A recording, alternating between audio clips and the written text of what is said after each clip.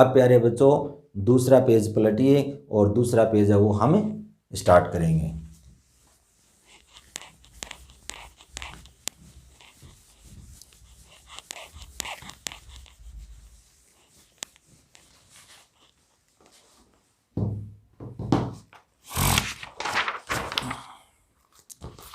हाँ, तो बात चल रही थी उधार की कि उधार पर बात आई।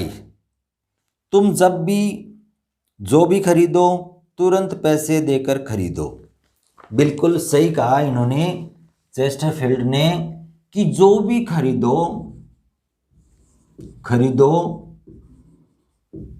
और जिसको भी खरीदो उस समय आपको क्या करना चाहिए, नगद पैसे देकर के खरीदने चाहिए।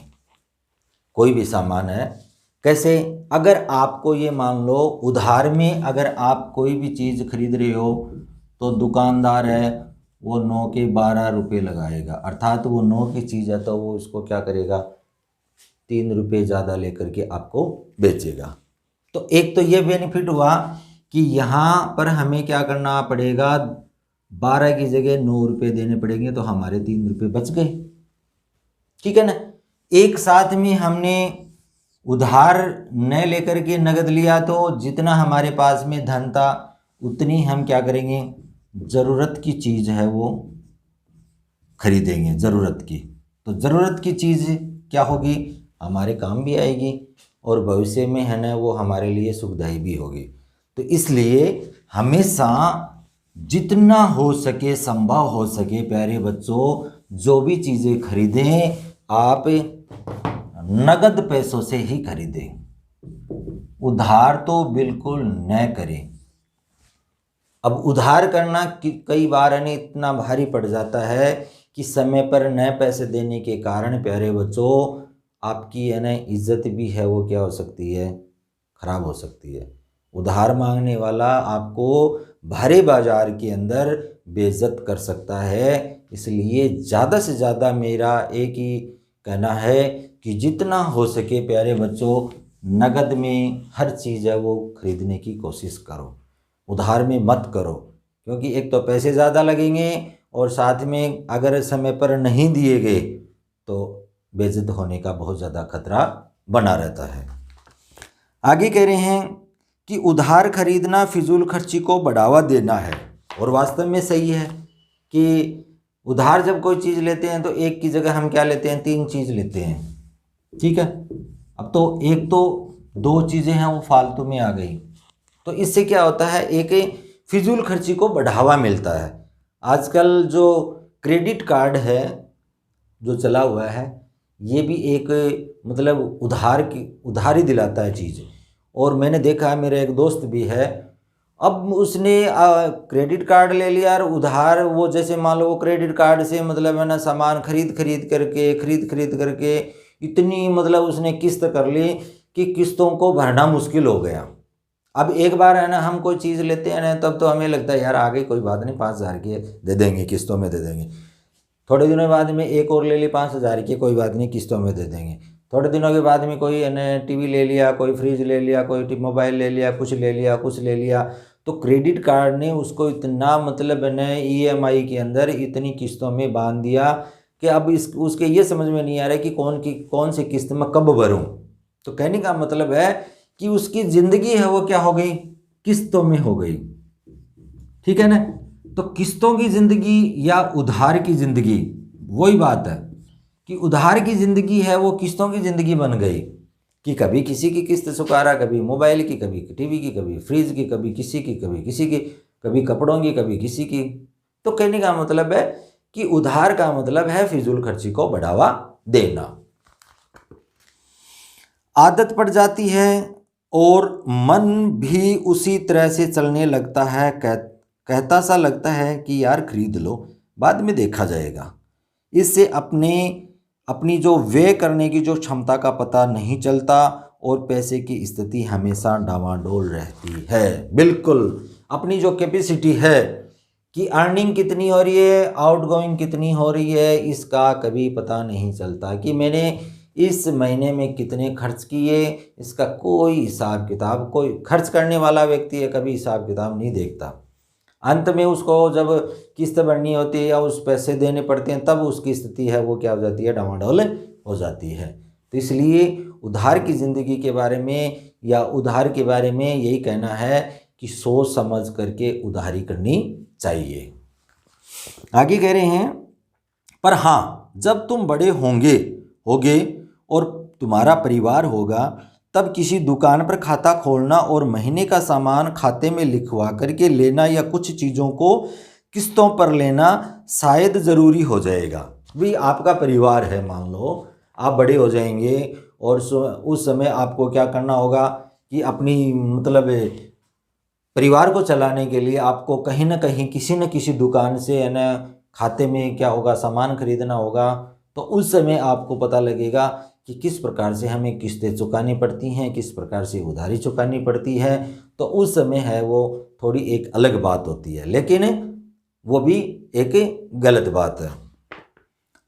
आज इसमें कोई बुराई नहीं है, शायद किस्तों को चुकाना इसमें कह रहे हैं कि कोई बुराई नहीं है। चलो ठीक है, आपका पारिवारिक जैसे आप सैलरीड हैं या किसी वेतन भोगी आप हैं, तो आपको मंथली है वो क्या मिल रहा है, पेमेंट मिल रहा है। तो आप है जैसे ही आपके पास में महीने के अंत में पैसे आएंगे तो आप क्या कर सकते हैं, उधारी वाले को दे सकते हैं। तो वहाँ तक तो ठीक है, लेकिन बार बार में अगर आप उधार करते जा रहे हैं तो इससे क्या हो जाता है, फिजूल खर्ची को ज़्यादा बढ़ावा मिलता है, जो एक गलत है।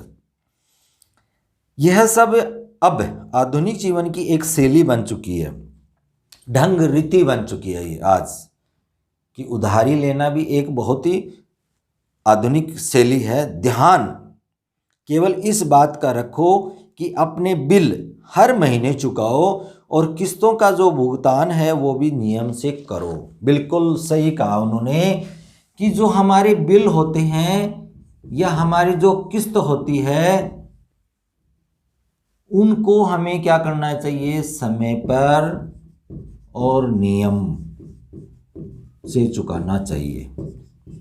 कि समय पर करेंगे और नियम से करेंगे तो हमें ये जो बिल है और इनमें कोई स्थिति में आने वाले जो समय में हमें सुधार होगा, ठीक है ना।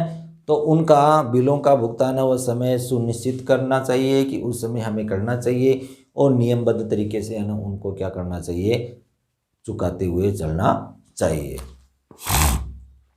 आगे कह रहे हैं कि इससे तुम्हारी साख बनी रहेगी। आपकी जो एक साख है, एक आपकी जो इज्जत ये कह सकते हैं या प्रतिष्ठा जिसको कह सकते हैं, वो आपकी बाज़ार के अंदर बनेगी। आज प्यारे बच्चों, अगर समय पर आप भुगतान नहीं करते हैं, समय पर आप अपनी किस्त नहीं चुकाते हैं, तो बैंक आपको क्या कर देगी, डिफ़ॉल्टर घोषित कर देगी और आने वाले भविष्य में आपको क्या होगा, 1 रुपया भी बैंक की तरफ से आपको कभी भी नहीं मिलेगा। इसलिए कहीं से भी कैसे भी करके डिफ़ॉल्टर बनने की स्थिति में नहीं रहना चाहिए। ऐसा ही कार्य करना चाहिए जिससे हम दूसरों के सामने इज्जत से अपना सिर उठा सके, दूसरों को कहने का मौका न मिले कि आपने इसमें क्या किया, ठीक है। तुम्हें शायद याद होगा कि जब तुम छोटे बच्चे थे, बहुत साल पहले हमारे पड़ोस में एक हर्बर्ट परिवार रहता था। उनकी एक खास आदत थी कि जब भी शहर में जहाँ भी कहीं भी सेल लगती थी वहाँ पर वो क्या पहुँच जाते और ज़रूरत बेज़रूरत का बहुत सारा सामान खरीद लाते थे और बाद में पछताते थे। फिर भी हमसे बड़ी शान से कहते थे कि देखो हम कितने बड़े 30 मार खा हैं, कितना सस्ता ले आए। तो याद रखना मेरे प्यारे बेटे, सामान चाहे कितना भी सस्ता हो, उतनी ही ज़रूरत उसकी तुम्हें ज़रूरत नहीं है तो उसे बिल्कुल न खरीदो। बिल्कुल उन्होंने ठीक कहा है। कई बार क्या होता है कि सेल के चक्कर में हम क्या करते हैं, वहाँ पर अनाप शनाप ज़रूरत बेज़रूरत की चीज़ है वो हम क्या करते हैं, खरीद लेते हैं, जिनका कोई मतलब है ना वास्ता नहीं है, या ये कह सकते हैं कि वो हमारे कोई काम की चीज़ नहीं है, फिर भी हम ला करके बिना मतलब में घर भर देते हैं। तो उन्होंने कहा है कि मेरे प्यारे बेटे, मैं ये चाहता हूँ कि चाहे सामान कितना भी सस्ता क्यों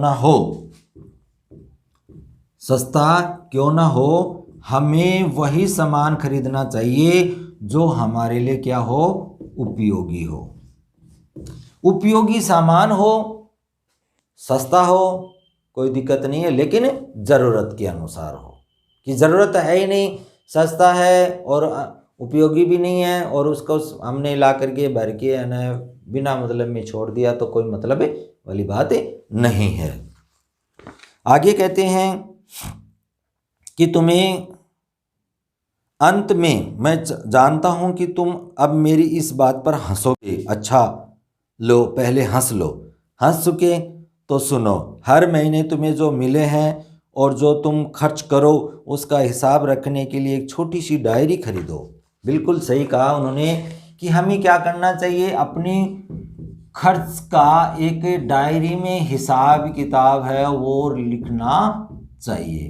प्यारे बच्चों, इस डायरी के अंदर अगर अपना हिसाब किताब लिखेंगे तो महीने के अंत में हम मतलब ये जान सकते हैं कि मैंने इस मंथ में, इस महीने में कितने रुपए खर्च किए, पिछले महीने में कितने किए, और उनको अगर हम मैच करेंगे, उनका मिलान करेंगे तो हमें पता लगेगा कि लास्ट मंथ से हमने इस महीने में क्या ज़्यादा खर्च किया या कम खर्च किया या बिल्कुल सामान्य खर्च किया। तो उससे हमारी जो खर्च करने की आदत है उसमें क्या होगा, एक इम्प्रूवमेंट होगा, सुधार होगा आने वाले। अब जैसे मान लो पिछले महीने में हमने कम खर्च किया और इस महीने में हमने 10,000 ज़्यादा खर्च कर दिए, तो हमें ये एक दिमाग में रखना चाहिए कि नेक्स्ट मंथ में हमें क्या करना है, उस जो फिजूल खर्ची की है या जो आवश्यकता से अधिक खर्च किया है उसको क्या करना है, मैनेज करना है, उसको बराबर लाने की स्थिति में महीने 2 महीने में उसको बराबर करना। तो कहने का मतलब यही है कि डायरी लेखन से या डायरी में आपका खर्च लिखना वो क्या करेगा, आपको एक मतलब है ना फिजूल खर्ची से रोकेगा। तो वो फिजूल खर्ची है वो आपको बढ़ावा नहीं होने देगी। आगे बता रहे हैं कि डायरियाँ, जो ऐसी डायरियाँ हैं वो मिलती हैं बाज़ारों में। इस डायरी में से एक तरफ आने वाले पैसों का हिसाब और दूसरी तरफ जाने वाले पैसों का हिसाब लिखो। 3-3, 4-4 महीनों पर पलटो पुराने पेज, मज़ा भी आएगा और ये भी मालूम होगा कि कौन सा खर्च फालतू था। बिल्कुल, कि एक पेज में आपने क्या किया कि अर्निंग, कि आपने कितना है ना कमाया, ठीक है। एक पेज में ये लिखो कि आपने उस महीने में कितना खर्च किया। 3-4 महीने बाद में आप है ना उन पेजों को है ना वापस रीड करो, उनको पढ़ो कि मैंने है ना इन 3-4 महीनों में बिल्कुल एक जैसा खर्च किया है या मैंने बढ़ोतरी की है या उसमें कटौती की है। तो उससे हमारा जो आने वाला जो भविष्य है वो क्या होगा, एक सुखमय होगा और साथ में बहुत ही अच्छा सुधार होने की गुंजाइश बनी रहेगी। मैं अब देख रहा हूँ कि अब तुम कुल बुला रहे हो। कुल बुलाना होता है हिलना डुलना या व्यग्र करना, बेचैन होना, कि बेचैन हो गए बस अब क्या करें कैसे करें। तो कुल बुला रहे हो कि यह पूछने के लिए कि कैसे पता चले कि क्या खरीदें क्या न खरीदें। देखो यह जो कुछ तुम अनुभव से अपने आप सीखोगे और उदाहरण के हवाले से।